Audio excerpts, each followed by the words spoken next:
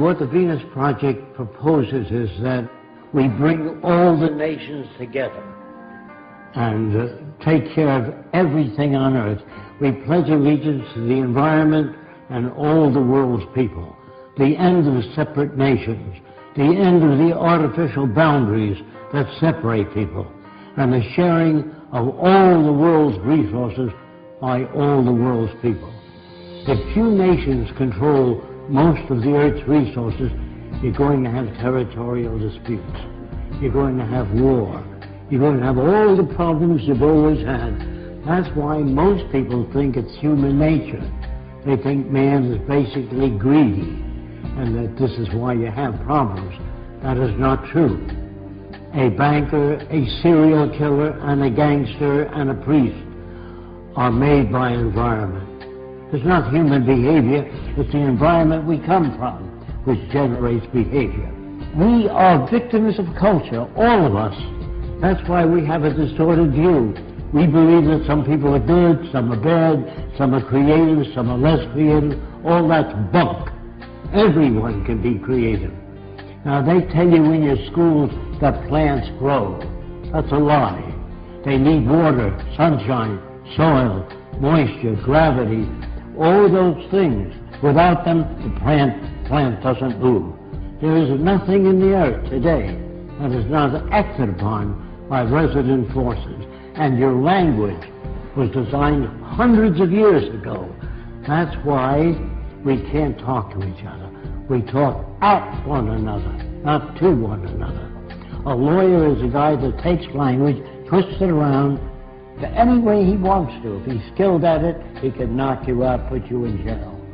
A lawyer would be considered a criminal in the future. So would all bankers, and all businessmen, and all politicians. Don't forget, you're brought up to believe that King Solomon was a great guy. He had 1,000 wives. He'd be arrested today as a bigamist. So all the things that you're taught, they teach you to fit in with this culture. There's no such thing as thinking things over. You think within the context of the way you were brought up. So it's very hard for so-called normal people to step outside of the environment. Now, in the early days in the Roman Empire, I am told that they used to feed Christians lions. Now, the family would come Saturday and Sunday to see Christians being fed the lions. And the kids would say, "Daddy, can we come next week to see Christians being fed the lions?" Daddy would say, "If you behave yourself." Are these kids sick? No. They're normal to that culture.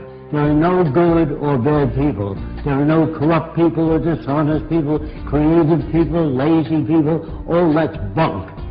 If you're raised in a society that understands human behavior, you don't have those variations.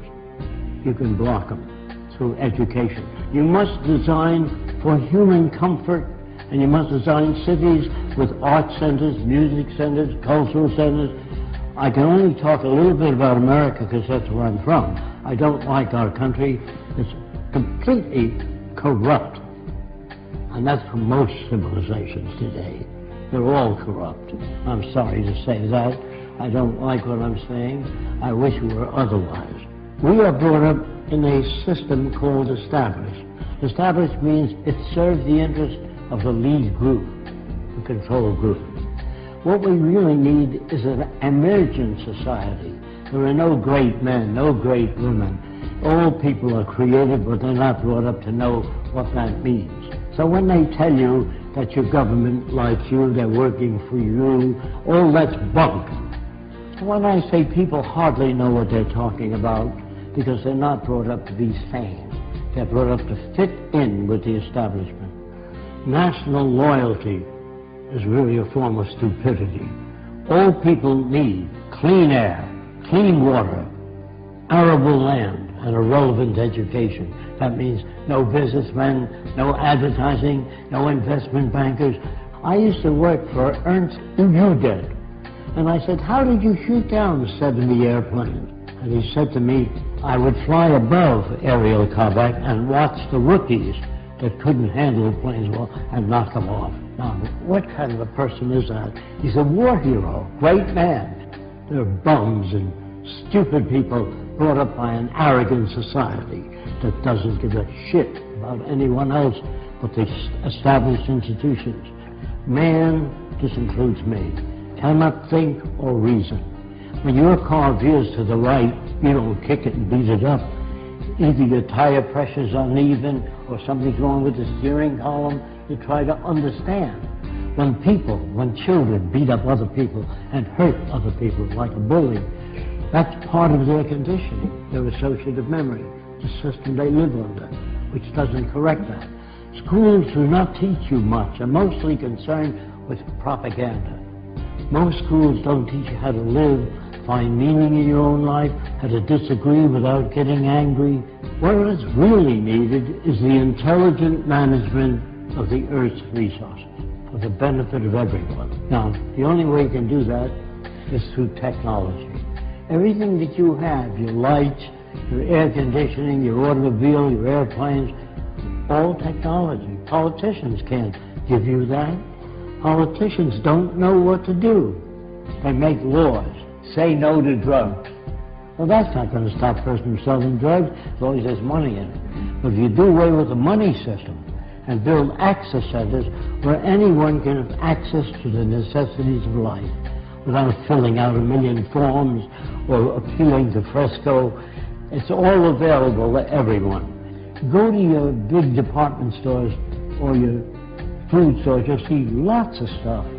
We are now capable of producing an abundance. People say to me, I know two people from the same environment. One turned out to be a priest, the other a gangster. If environment is everything, how do you get those differences? You get those differences by playing with the youngest child, 4 years old, while the 7-year-old stiff. That's where jealousy comes from. It comes from poor manipulation of the variables. If you grade children in school, you hurt the other kids. I got an A, what did you get? F, failure. You know, all of us, by the way, are prostitutes in this system. If you sing and you sell toothpaste, you're a prostitute. If you get up and you say, I got just the house you're looking for, you're a prostitute for the establishment. So there's no good or bad people now. We're perfect reflections of the culture we live in. Again, I'm sorry about that. How can you pray to a God? How can you talk to God? They think, due to ego problems, that they're specially selected. The Jews are God's chosen people. The Germans are the master race. You know, all of these little egocentric people think that they're put here to lead the world into a better direction. Galileo found seashells on the mountaintop. He took it to the Catholic Church, and he said, maybe the mountain was once under the water and was pushed up. And the church said, no, the devil put that stuff there to confuse you. So the world you live in is as full of shit as a Christmas turkey. And you're not about to talk to people and turn them around. You have to demonstrate it. So I don't say science is perfect, but it's closer to our problems than any other system. People really don't know what to do, so they put up a sign, thou shalt not steal, don't be dishonest. That doesn't change people. All money systems, as they begin to collapse and change, they move toward fascism. It's part of the history of civilization to move in that direction. The wealthy people try to protect what they have. I went to the South Seas when I was 21. Everybody on the island was nude, except when men climbed trees. They wore kind of a jockstrap to prevent their balls from being caught in the branches. So everybody walked around nude. And the interesting thing about it is I never saw a native stare at a girl's body, only her eyes.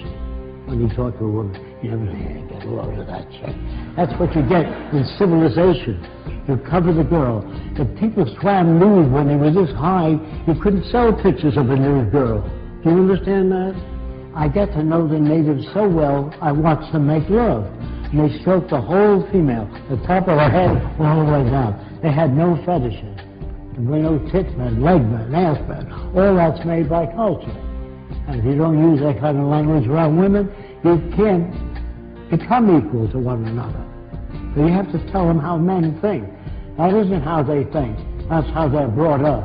When guys poke each other, hey, get a load of that chick, you know. That is learned in the culture. In the islands, they never did that. It's like you stroking a dog. You stroke the whole dog. You don't stop at the balls. You stroke the whole dog. Understand? I'm not your enemy. I'm not trying to hurt you. I'm trying to tell you that if we use science and technology, everyone will be given the best opportunity so that we can bring out the best in every human being.